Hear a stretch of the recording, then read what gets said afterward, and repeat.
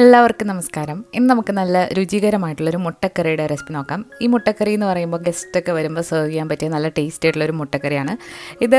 അപ്പത്തിനും ഇടിയപ്പത്തിനും മാത്രമല്ല, ചോറിൻ്റെ കൂടെ വരെ കഴിക്കാൻ ടേസ്റ്റി ആയിട്ടുള്ളൊരു മുട്ടക്കറിയാണ്. അപ്പോൾ ഇത് നമ്മുടെ വീട്ടിൽ ഗസ്റ്റ് വന്നപ്പോൾ തയ്യാറാക്കിയൊരു മുട്ടക്കറിയാണ്.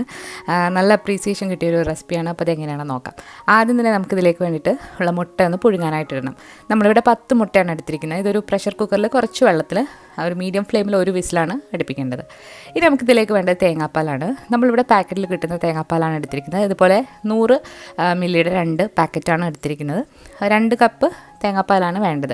നിങ്ങൾ മുട്ട എടുക്കുന്നതിനനുസരിച്ചിട്ട് തേങ്ങാപ്പാലിൻ്റെ അളവ് വ്യത്യാസപ്പെട്ടിരിക്കും.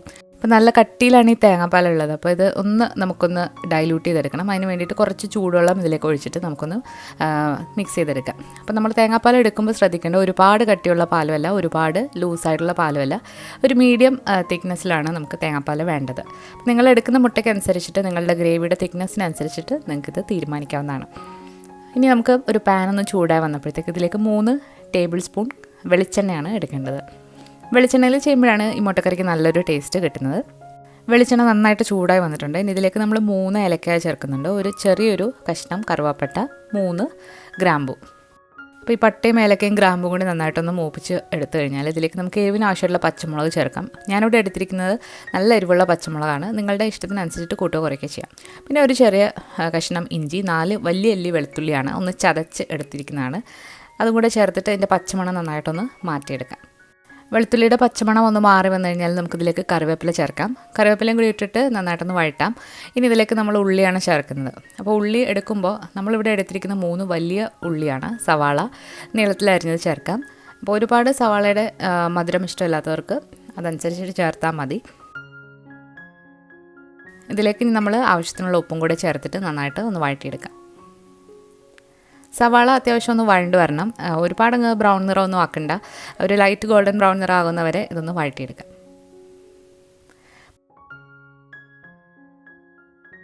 ഇപ്പോൾ സവാള ഒന്ന് വഴണ്ട് വന്നിട്ടുണ്ട്.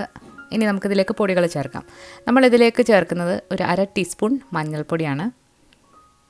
ഇതോടൊപ്പം ഒരു 3 ടീസ്പൂണാണ് മല്ലിപ്പൊടിയാണ് ചേർക്കുന്നത്. പച്ചമല്ലിപ്പൊടിയാണ്. മുളക് പൊടി നമ്മൾ ഈ റെസിപ്പിയിൽ ചേർക്കുന്നില്ല, പകരം പച്ചമുളകും കുരുമുളകും ഒക്കെയാണ്. ഇനി ഇതിലേക്ക് ഒരു 1/2 ടീസ്പൂൺ പെരിഞ്ജീരകം അഥവാ വലിയ ജീരകം പൊടിച്ചതും കൂടി ചേർത്തിട്ട് അതിൻ്റെ പച്ചമണം നന്നായിട്ടൊന്ന് മാറ്റിയെടുക്കാം.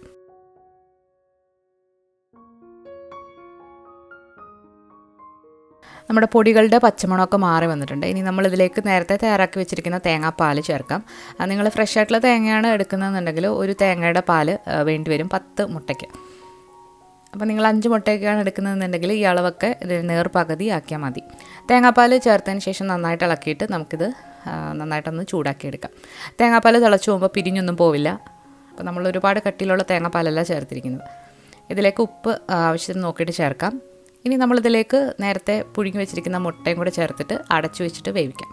മുട്ട ഒന്ന് വരഞ്ഞിട്ട് കൊടുക്കുകയാണെന്നുണ്ടെങ്കിൽ മുട്ടയിലേക്ക് മസാലയൊക്കെ നന്നായിട്ട് ഇറങ്ങി കിട്ടും. നിങ്ങൾക്ക് വേണമെന്നുണ്ടെങ്കിൽ മുട്ട 2ആയിട്ട് പിളർന്നിട്ടും ഇതിലേക്ക് ചേർക്കാവുന്നതാണ്. അടച്ചു വെച്ചിട്ട് മീഡിയം ഫ്ലെയിമിലിട്ട് നന്നായിട്ടൊന്ന് തിളപ്പിച്ചെടുക്കാം.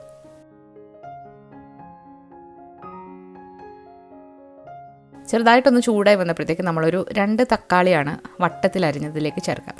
തക്കാളി ഇതിൽ വഴറ്റി ചേർക്കുന്നതിനെക്കാട്ടിൽ നല്ലത് ഇതുപോലെ അരിഞ്ഞിട്ട് ചേർക്കുന്നതാണ്.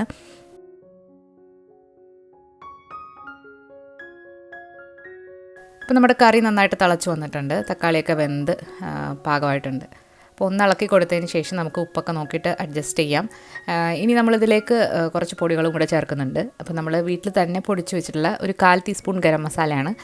ഈ ഗരം മസാല നല്ല ഫ്ലേവറുള്ള ഇതാണ്, അതുകൊണ്ട് 1/4 ടീസ്പൂൺ മതി. ഇനി നിങ്ങളുടെ ഗരം മസാലയുടെ ഫ്ലേവർ അനുസരിച്ചിട്ട് നിങ്ങൾക്ക് അളവ് വ്യത്യാസപ്പെടുത്താം. ഇനി ഇതിലേക്ക് കുറച്ച് കുരുമുളകൊന്ന് ക്രഷ് ചെയ്തിട്ട് കൊടുക്കുകയാണ്. അത് നിങ്ങളുടെ എരിവിന് ആവശ്യമായിട്ടുള്ളത് ചേർക്കാം, അങ്ങനെ പ്രത്യേകിച്ച് അളവൊന്നുമില്ല. അപ്പോൾ കുരുമുളകും ഗരം മസാലയും കൂടി ചേർത്തിട്ട് ജസ്റ്റ് ഒന്ന് ഇളക്കി കൊടുക്കുക. നമ്മുടെ കറി ഇവിടെ ഏകദേശം റെഡി ആയിട്ടുണ്ട്. അപ്പോൾ നന്നായിട്ട് തിളച്ച് വന്നിട്ടുണ്ട്. നമുക്കിനി ഇത് അടച്ച് വെക്കാം. അപ്പോൾ ഇതാണ് കറി. അപ്പോൾ ഇനി നമുക്ക് ഇങ്ങനെ എടുക്കാം, അല്ലാന്നുണ്ടെങ്കിൽ ഇതിലേക്ക് കുറച്ച് കടുകും കൂടെ തളിച്ചിടുകയാണെങ്കിൽ ഒന്നുകൂടെ ടേസ്റ്റാണ്. ഇനി ഇതിലേക്ക് നിങ്ങൾക്ക് ഇഷ്ടമാണെന്നുണ്ടെങ്കിൽ കുറച്ച് മല്ലിയില അരിഞ്ഞത് കൂടി ചേർക്കാം. ഇത് ഓപ്ഷണലാണ്. കറി ഇവിടെ അടച്ച് മാറ്റി വെച്ച് കഴിഞ്ഞാൽ നമുക്കിനി കടുക് വറക്കാം. കടുക് വറക്കാനായിട്ട് നമ്മൾ എടുത്തിരിക്കുന്നത് 1 ടീസ്പൂൺ വെളിച്ചെണ്ണയും 1 ടീസ്പൂൺ നെയ്യുമാണ്. നെയ്യിൽ നമ്മളിത് കടുക് വറുത്ത് എടുക്കുകയാണെന്നുണ്ടെങ്കിൽ പ്രത്യേക ടേസ്റ്റാണ്. എണ്ണ ചൂടായി വന്നപ്പോഴത്തേക്ക് 1 ടീസ്പൂൺ കടുകിട്ട് പൊട്ടിക്കുക.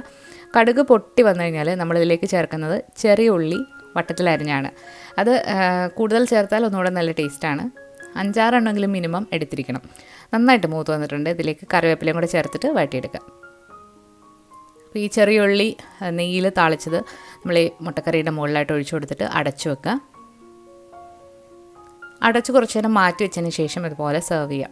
അപ്പോൾ ഇത് വളരെ ടേസ്റ്റി ആയിട്ടുള്ളൊരു മുട്ടക്കറിയുടെ റെസിപ്പിയാണ്. നമ്മൾ ഫിഷ് മോളിയൊക്കെ ചെയ്യുന്ന ആ രീതിയിൽ എഗ്ഗ് വെച്ചിട്ട് ചെയ്തിരിക്കുന്ന ഒരു എഗ് മോളി ടൈപ്പ് ഒരു മുട്ടക്കറിയാണ്. അപ്പോൾ ഇതുവരെ ഇങ്ങനെ ട്രൈ ചെയ്ത് നോക്കാത്തവർ തീർച്ചയായിട്ടും ഒന്ന് ട്രൈ ചെയ്ത് നോക്കണം. അപ്പോൾ ഈ കറി എല്ലാത്തിനും കൂടെ പോകുന്നൊരു നല്ല ടേസ്റ്റി ആയിട്ടുള്ള കറി തന്നെയാണ്. അപ്പോൾ ഈ വീഡിയോ ഇഷ്ടമായാലും നിങ്ങൾ ട്രൈ ചെയ്ത് നോക്കിയിട്ട് നിങ്ങളുടെ അഭിപ്രായങ്ങൾ കമൻസിലൂടെ അറിയിക്കണം. പുതിയൊരു റെസിപ്പി വീഡിയോ ആയിട്ട് നമുക്ക് വീണ്ടും കാണാം. താങ്ക്